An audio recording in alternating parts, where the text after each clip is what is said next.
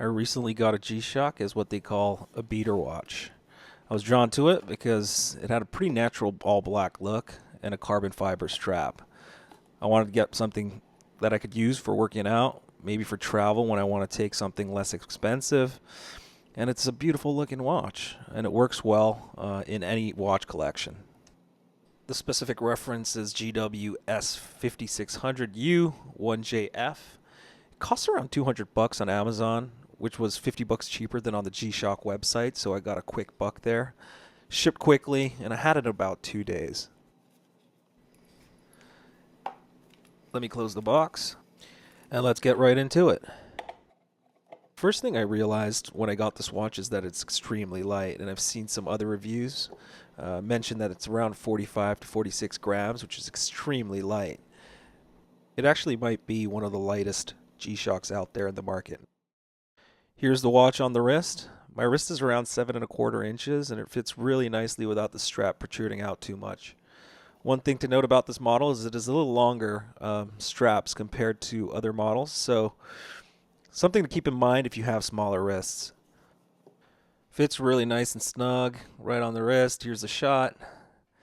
And it also has this kind of texture from the carbon fiber, which looks really nice. The only downside, design-wise for me personally, is the large writing on the strap that says shock-resistant carbon fiber insert construction. I think this watch could be close to perfect if it didn't have that text. You get the day, date, month, and which day of the week. Here, you also have a world time function and all the different time zones around the world. I've set it to Tokyo as that's where my family lives. You have an alarm where you can set 5 different alarms, I believe. And a stopwatch split timer. So you can have multiple runners, you can make sure you can get individual times. And then you have the countdown timer, where the countdown ends, the watch rings. And here's an example of how to start it. Really simple to use. And then we'll go back to the home screen, kind of take a closer look at the watch.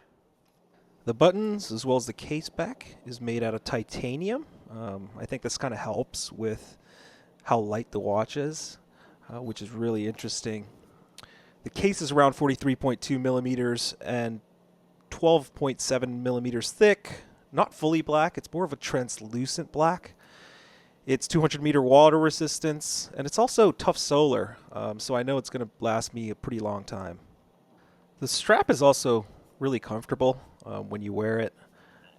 It does have some flexibility. It doesn't have too much flexibility moving outwards, but inwards towards the wrist, it's very comfortable, very easy to put on.